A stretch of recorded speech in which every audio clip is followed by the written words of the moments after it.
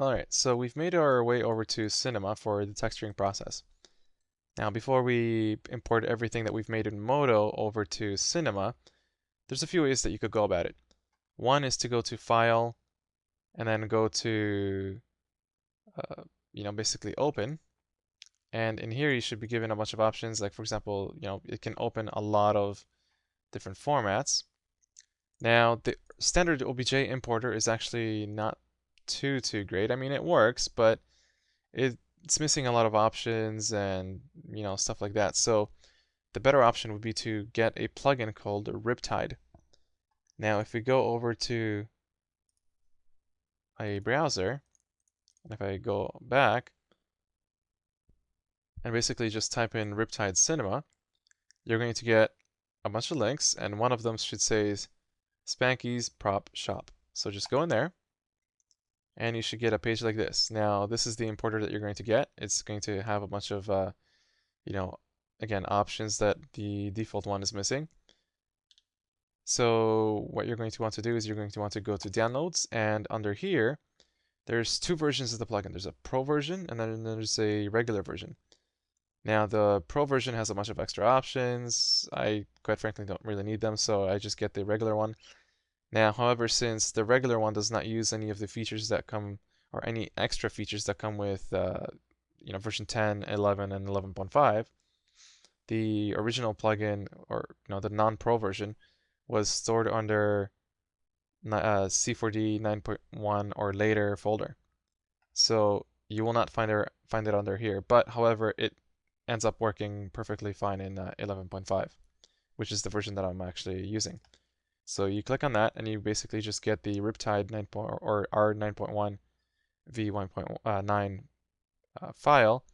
Once you have that downloaded, you basically just export or extract it over to, if you go to your main Cinema folder, you just basically extract it to your plugins under a folder called Riptide, and your folder should look like this.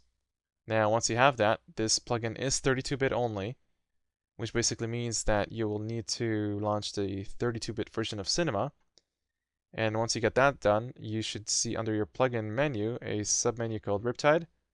And if you rip that off, you should get this right here, and a button for importing and exporting. So let's import an object, and we're going to start off with the rocks. So I'm just going to navigate over to it. So I'm just going to go back to rocks, ZB export mesh, and I'm just going to import rock number 1. Now, again, remember to keep your scale factor up about 100. This will make sure that Cinema and Modo has a consistent scale. And the one option that you really want to, use in this case, especially when merging a bunch of objects together into one scene, is merge into current document. If you don't do that, what's going to happen is every single OBJ that you import into Cinema, it's going to create multiple documents, and then you're going to have to paste in or copy and paste between scenes. So I'm going to hit OK, and I'm going to get an object like so. Now, if I had, for example, created a new scene, or I mean, basically made this object create a new scene by default, what would have happened is if I go under my window menu, here you see my untitled document, which is basically the scene that I'm working on currently. If I, for example, go to File, New, all of a sudden I have a new scene, but of course the old scene is still there. So if I go to Untitled, I have both my scenes that I can jump back between. Now in this case, my scene 02 is empty. I really don't need it, so I'm just going to go to File, Close, and I'm going to be working within the scene. Now, considering I have a lot of rocks to import, and I can only import one at a time because I haven't really found a script to import multiple objects. Basically, what I'm going to do is I'm going to set up this rock with a shader, and obviously the texture paths and all that other junk. And then I'm going to start importing multiple objects, and I'm going to be duplicating those shaders and just assigning them to an object. But first I'm going to have to make sure that I have a complete shader, or a shader that is a bit more complete than than just a blank one. So I'm going to go to File over here. I'm going to go to New Material, and I'm going to click it. Now it's going to give me this set of attributes over here in this attribute menu, and I'm going to click on Basic. Now what Basic does is it gives you a bunch of checkboxes to essentially give you the decision of how you want your shader to be extended. So in this case, by default, this shader does not have a bump map, settings or displacement settings. So I want to have that. So I'm just going to check on displacement, and what Cinema is going to do is it's going to append a set of attributes that allow you to control the displacement of this shader. So once you're in displacement, just click the tab, and you're going to get something like this. Now, in order for me to attach a displacement map, I'm just going to have to basically click on this little play button here, or triangle, and then load the image. And I'm just going to go into my texture folder like I had, so rocks textures, and I'm going to look for 01. So 01 disp is right here. I'm going to click that, and the first thing I get is a menu like this. Now, if I had saved the scene anywhere on my hard drive, and if I clicked yes, what would have done is Cinema would have saved a folder within the directory where my scene is located at. It's not necessarily useful for my case right now, but if I'm, for example, working between computers, it's much easier to copy just one directory and have all the textures rely in that one spot. And also when rendering later on another computer, all those textures will be relative, and the rendering machine will actually be able to find it. Or if I end up working on that machine, on another computer, all my textures will be found and everything will be good. Otherwise, you're going to have to go through a painful process of, updating your texture paths, and yeah. So in this case, I'm just going to hit no because I'm just going to be working on this computer. So no. And I did scale this object quite a bit, so I'm going to scale up the displacement amount as well. So 100 cm.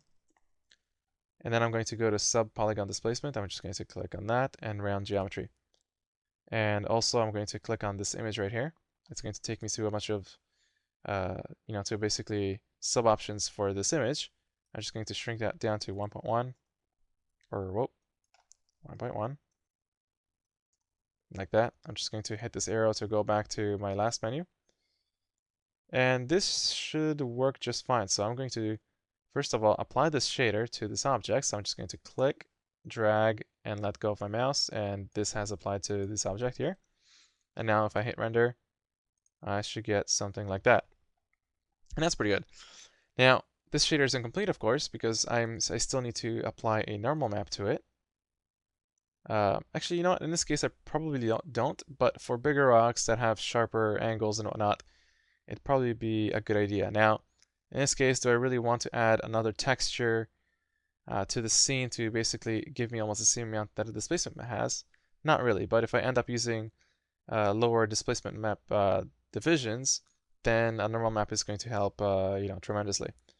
So the only thing I really want to do is I want to go to my color of this texture map, and I just want to add a, just some color to the object. So I'm just going to go to my textures, stones, rock, smooth. I'm just going to pick a texture that I might like to use for this object, and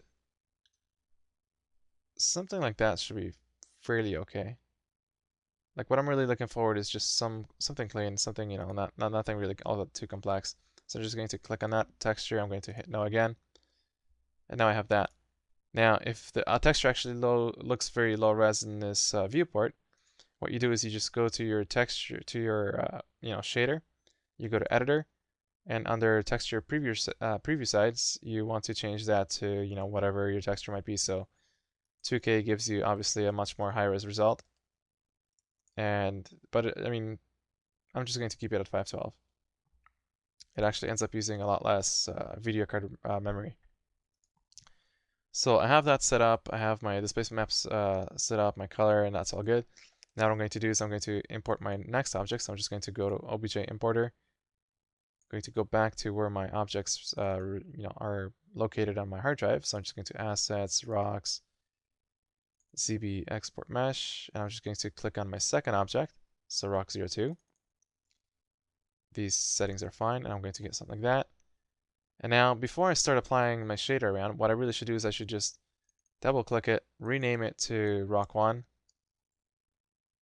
That's going to make it easier for me to know exactly which shader is applied to which object, because considering they are going to have, especially in this case, the same texture, so it's going to be, fairly hard to tell exactly which one's going to be what.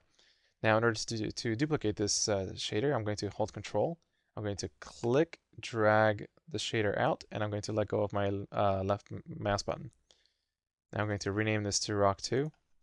So just backspace that, hit Enter. And I'm going to also make sure that I go into my displacement map here. And I'm going to change that to Rock 02 displacement. I'm going to hit No. And now I'm going to apply it to my second object. And of course, I'm just going to work my way down all my objects. And so I'm going to go back to, and I really shouldn't have done that because I was already pretty close to where my objects are. So I'm just going to import the third object, hit OK. I'm going to click, drag, change the name. And of course, I'm going to go into the displacement map. I'm going to change the displacement map to number 3. So Rock 03 does disp. No. And I'm going to apply it to that object.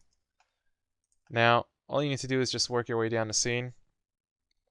And things, should be fairly good from there.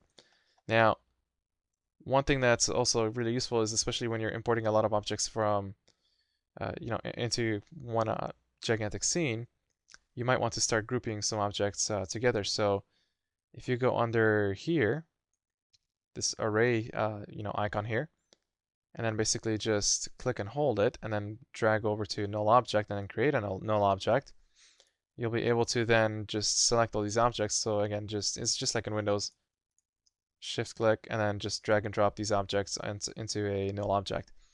Now, that nice thing, of course, here is that you have a bunch of dots. Now, these dots, what they represent is whether an object is visible in the viewport or if it's going to be visible during rendering. So, for example, if I click this twice, this bottom dot, it's going to make sure that the object is not rendered. So if I try to render this object right now, I get a blank viewport. If I, for example, unclick that and I hit render now, I am going to get a result like that. And that's perfectly fine. Now, of course, what I could do is I could hide these objects as well, especially if I have a lot of these rocks instanced and duplicated all over the spot. So I'm just going to hide them from viewport, but of course I could still render them like so, because of course the render flag is on. Now, if you want to work a little bit faster and you want to make sure that an object is not rendered or not shown within the viewport, just for management purposes, what you could do is you could hold Alt and just click on any one of these, and it's going to basically select both of them. So, I'm just holding Alt and I'm toggling between them. Now this big dot, what it is it's basically going to turn colors depending on, which layer you have chosen this object to be. So for example, if I right click on this null here and I'm going to scroll down to here, so it's going to ask me if I want to add to new layer. So I'm just going to say, yeah, sure, why not? And it's going to assign a color automatically. Now if I go to Window and I go to Layer Browser, I should get something like that. So in this case, I'm going to rename that to Rocks. And I'm going to have a bunch of options here. Now, what you could do technically is you could click on this little square here, drag it all the way here.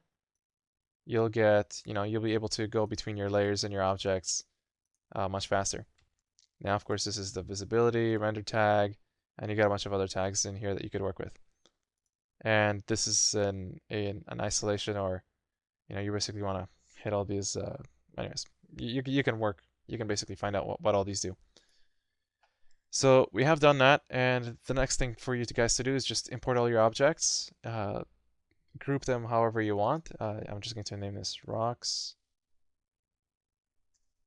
and just make sure that you got your whole scene set up, and we're going to move on to I think plugins or lighting next. So for now, this is good. Have fun, guys.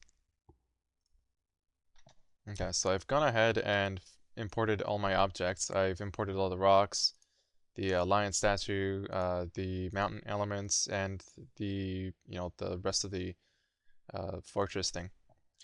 Now, the other thing I've done is I've gone ahead and made sure I've continued creating the shaders for the rocks themselves, with proper displacement maps for each object. And the other thing I've done is I've made sure to add a layer to or add all these objects to a layer, in this case, the rocks. Now, if I, for example, I just want to point something out, but if I only have the null that these objects are parented to added to a layer, and then I go ahead and try to hide visibility, as you can see, the objects are still there.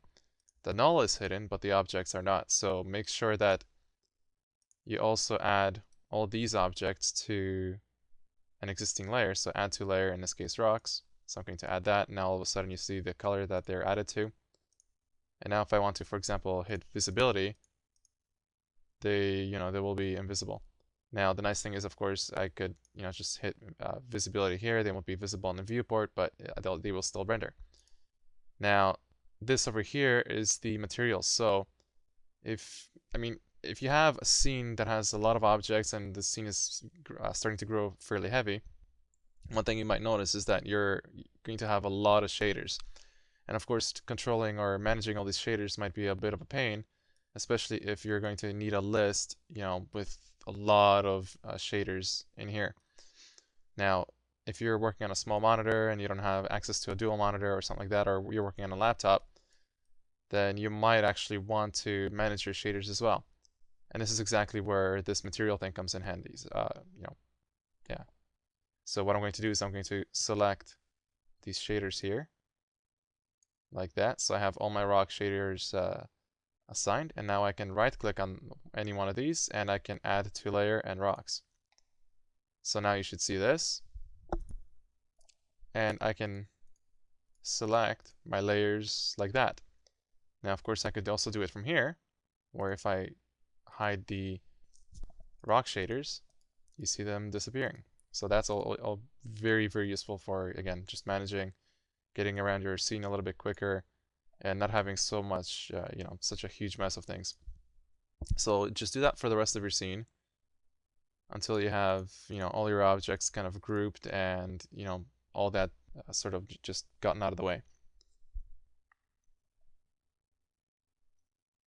So here I have my scene that's pretty much ready for, for me to basically continue working on, a little bit further.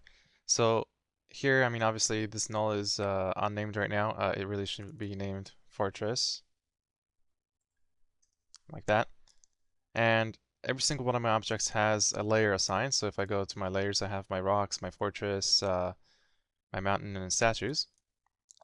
And obviously I could make a few more statues into this, but for now, I think it's good enough.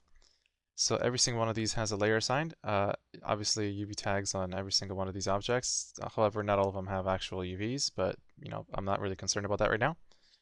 And every single object also has a shader assigned. So now, one thing that I've actually forgot to mention is that if I go back to my layer browser, and if I click the SAM, yes, it can hide materials from within my materials list. So for example, let's just click on here. You'll notice that all my material shaders have, my rock shaders have disappeared. My rock layer has disappeared from here. But also, if I click on my object, menu, you'll notice that it also has disappeared out of my objects list.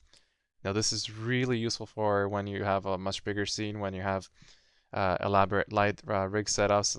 I might want, for example, to have an overall like a sunlight, and then I might want specific lights to cast key lights or just fill lights, or maybe even more diffuse lighting, or maybe even diffuse some of the, or just light up the shadows that might be cast from the sun, or maybe even bounce lights. So if you have anything more elaborate, or even cameras or camera paths, splines, deformers, particles, atmospheres, anything, this object list is going to get really, really large. And even if you have, for example, everything kind of collapsed, you can still have a rather large list of objects.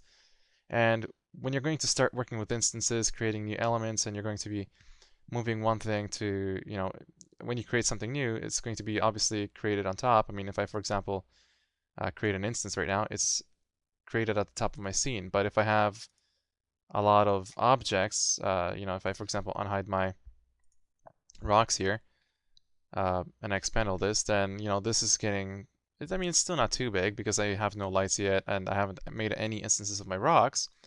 But once this becomes a much more dense scene, then, having to go and create new elements, for example, these instances, and then having to put them back into my groups and having to do this every single time, it's just going to get slow. So in those kind of cases, what you really want to do is you want to hide some of these things here.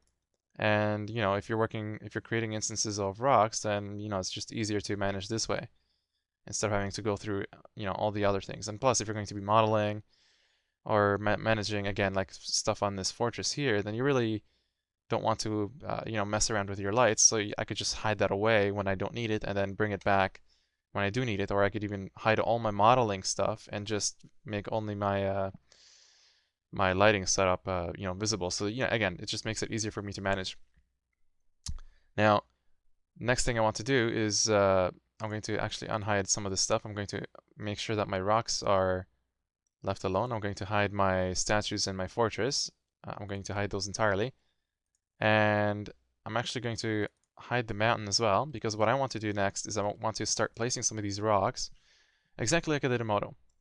Now, one thing that you might notice, however, is that if I click on these rocks, all their transform handles are around the origin. So if I start rotating these objects, it's not going to be unnatural. So what I want to do is I want to make this pivot at the center of this object or close enough. Now I'm pretty sure there's a faster way to do this than I'm going to be doing this, but this works for me. So just click this icon here, and all this is the pivot of the object. So I'm just going to go back into my move tool, make sure that my pivot is selected, and I'm just going to move it in like that. And I'm going to do that for every single one of these objects.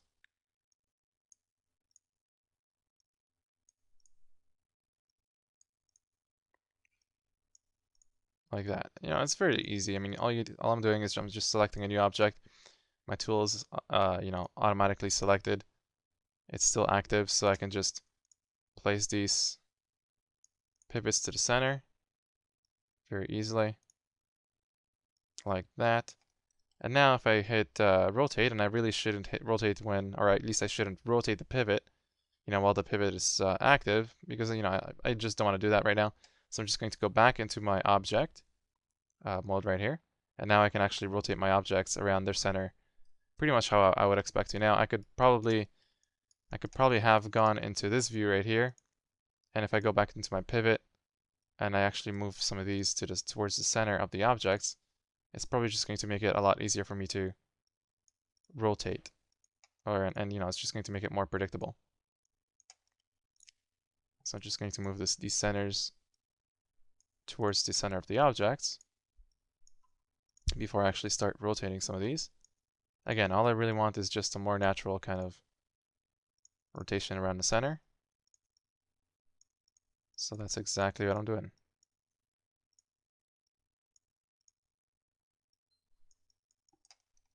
Okay, and that's done.